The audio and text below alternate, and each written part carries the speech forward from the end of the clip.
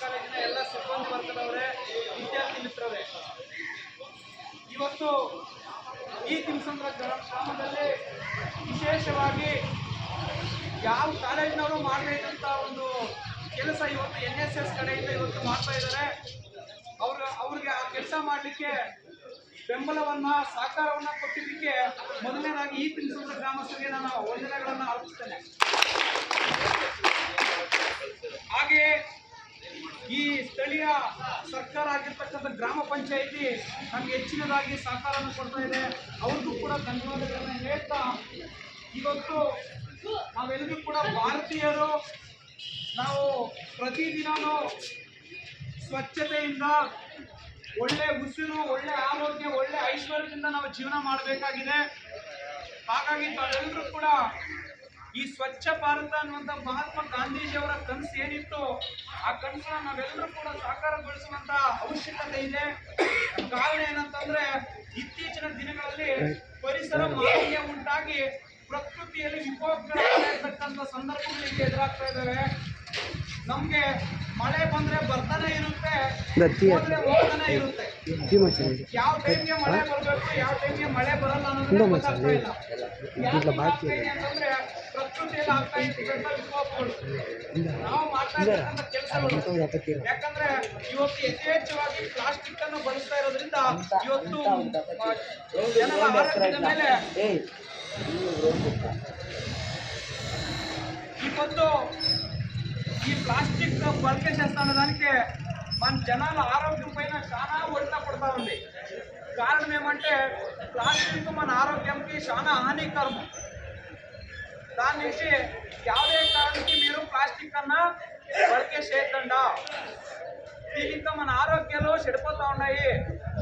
సుమారు 35 ఏళ్ళు 40 ఏళ్ళ పిల్లలు కూడా, యువకులు కూడా ఇప్పుడు హార్ట్ అటాక్లు వస్తూ ఉన్నాయి. మొత్తం మీ అప్పగారి కాలం, మా తాతగారి కాలంలో హార్ట్ అటాక్ అని వస్తూ ఉండే. ఇప్పుడు హార్ట్ అటాక్ వస్తుంది. కారణం ఏమంటే, ఈ ప్లాస్టిక్ బలికేసేస్తున్న దానికి. గాంధీజీ చెప్తారు, ఊరిగొంతు మನೆಗೊಂದು మగు, ఊరిగొంతు వన అంట. ఈ వనాలు ఈ మాటలు కనుక పెంచేదాన్ని ఇంకా మనకి వాన్ కావచ్చు, ఆరోగ్యం కావచ్చు, మంచి గాలి కావచ్చు సిగ్గుతా ఉంది. మనమంతా సేవన చేస్తూ ఉండే గాలి ఎట్లా ఉంటే అంటే అంత విషపూరిత గాలి, ఒక ప్లాస్టిక్, తంబాకు ఇవంతా మిక్స్ అయిన గాలిని మనం ఎవరు చేస్తామో అప్పుడు మన ఆరోగ్యం పైన చాలా ఒడిత పడుతుంది. అందుకే ఇప్పుడు ఒక మనిషికి 100 ఏళ్ళు ఆయుష్ ఉంటా ఉంటే అయితే ఇప్పుడు 69 ఏళ్ళకి చచ్చిపోతున్నారు మనుషులు. ఏంటంటే మనం చేస్తా ఉండే అట్లా పనులు, ఇంకా మనము అనేక దుశ్చట్లకు బలి అవుతాము. గుట్కాలకి, పాన్పరకు, ప్లాస్టిక్ అన్నింటికి బలి అవుతాం. కాబట్టి మన ఆరోగ్యం పైన చాలా పరిణామం పెడతాం. అందుకే మనం మన ఇళ్ళలో మనం క్లీన్గా ఉంటే ఇడీ దేశమే క్లీన్గా ఉంటుంది, ఇడీ ఊరే క్లీన్గా ఉంటుంది.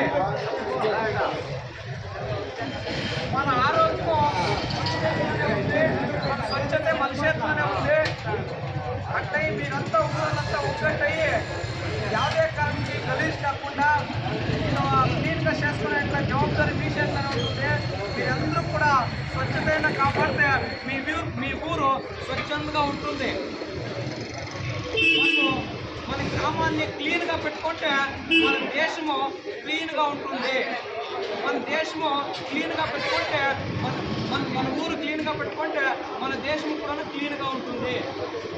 అట్లయితే ఇడీ దేశంలోనే ఇప్పుడు ఈ తిమ్మసంద్ర గ్రామం మాదిరి కావాలా, క్లీన్ గ్రామానికి కూడా పేరు రావాలని కూడా మీకు అంతా నేను మనవి చేసుకుంటా ఈ 2 మాటలు మాట్లాడడానికి అవకాశం ఇచ్చిన అందరికీ నేను వందిస్తున్న మాటలు ముగిస్తాయని అందరికీ నమస్కారం.